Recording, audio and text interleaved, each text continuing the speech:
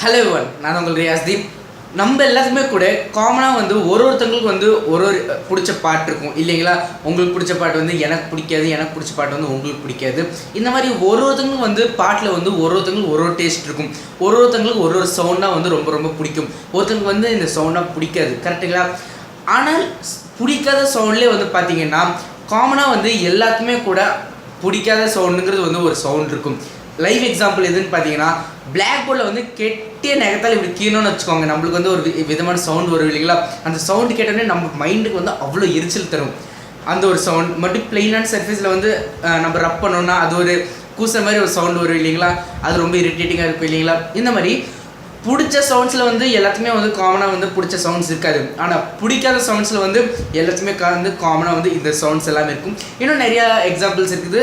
இதில் பார்த்தீங்கன்னா நம்மளுக்கு பிடிக்காத சவுண்ட்ஸ்லாம் நிறையா இருக்குது. பார்த்தீங்களா, இன்றைக்கி நம்மளோட சாப்டர் கான்செப்ட் என்னன்னு பார்த்தீங்கன்னா, நம்மளுக்கு ஏன் அந்த மாதிரி ஒரு சவுண்டை கேட்ட உடனே நம்மளுக்கு ஏன் ரொம்ப இரிட்டேட்டிங்காக இருக்குதுன்னு பற்றி தான் நம்ம இந்த வீடியோவில் பார்க்க போகிறோம்.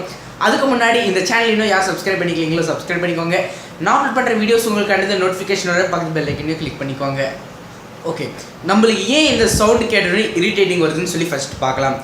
இந்த பேச போகிற நடுவில் இருக்கிற கான்செப்ட் எல்லாமே கூட ஃபிசிக்ஸில் சவுண்டு சாப்டரில் இருக்கிற ரிலேட்டடான கான்செப்ட் தான். ஸோ எல்லாருமே கூட நல்லா கவனமாக கேளுங்க. நார்மலாக நம்மளோட இயர்ஸால் ஜஸ்ட் 20 to 20,000 ஹெர்ட்ஸ் வரைக்கும் தான் நம்மளால் கேட்க முடியும், சரிங்களா? ஆனால் நம்மளோட இயரோட ஸ்ட்ரக்சரால் நம்மளால் 20,000 to 40,000 ஹெட்ஸ் இருக்கிற ஒரு வேவ்ஸை நம்மளால் கேட்க முடியாது. ரொம்ப இரிட்டேட்டிங்காக இருக்கும் இந்த இவ்வளோ ஹெட்ஸ் போச்சுங்கன்னா. இன்னும் சிம்பிளாக சொல்லணுங்கன்னா, நம்மளுக்கு இவ்வளோ ஹெட்ஸ் உள்ள ரேஞ்சு வரைக்கும் நம்ம சவுண்டு கேட்டோம்னா நம்மளோட இயர்ஸில் உள்ளே இருக்கிற இயர் ட்ரம்மு ரொம்ப சென்சிட்டிவாக தயாராகிடும். இயர் ட்ரம் மட்டும் இல்லை, நம்மளோட இயரே ரொம்ப சென்சிட்டிவ் ஆயிரும். இப்போ நம்ம சொன்ன மாதிரி நம்ம பிளாக் போர்டில் இப்படி கெட்டியாக கையால் கீறப்போ நம்மளுக்கு சவுண்டு கேட்கும் இல்லைங்களா? அந்த சவுண்டு இந்த ஹெட்ஸு ரேஞ்சில் தான் இருக்கும். இதெல்லாமே இப்போ இருக்கிறப்ப இயர் 2012 யூகாஸ்ட்லே யூனிவர்சிட்டியில் அவங்க என்ன எக்ஸ்பெரிமெண்ட் பண்ணாங்கன்னா, அதில் 16 ஸ்டூடெண்ட்ஸை அவங்க எடுத்துக்கிட்டாங்க.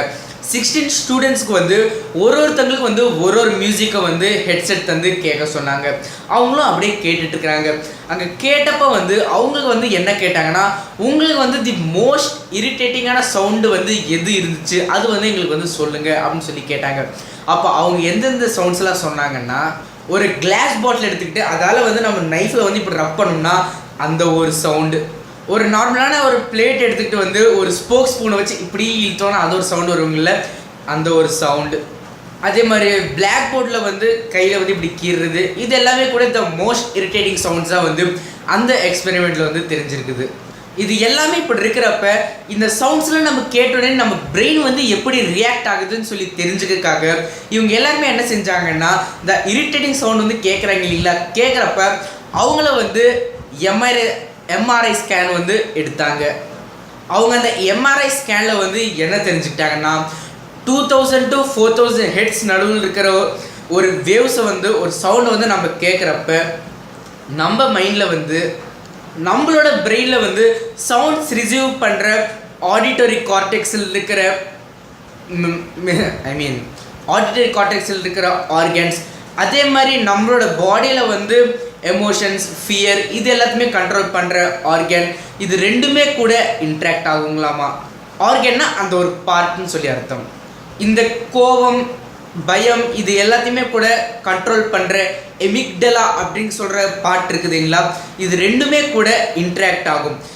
இந்த மாதிரி நம்ம இந்த சவுண்ட்லாம் கேட்குறப்ப நம்மளோட பிரெயினில் இருக்கிற எமிக்டலா அப்படின்னு சொல்கிற ஒரு பார்ட்டை ரொம்ப சென்சிட்டிவ் பண்ணி நம்மளோட பிரெயினில் நெகட்டிவ் எனர்ஜிங்கிறது கிரியேட் பண்ண ஆரம்பிக்குங்களாமா.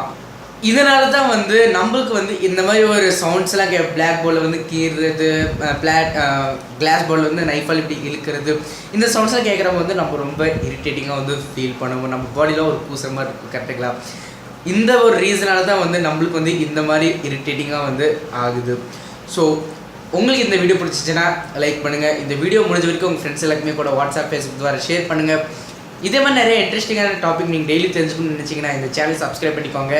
அதே மாதிரி நான் அப்லோட் பண்ணுற வீடியோஸ் உங்களுக்கு அடுத்த நோட்டிஃபிகேஷன் வர பக்கத்து பெல் ஐக்கனையும் கிளிக் பண்ணிக்கோங்க.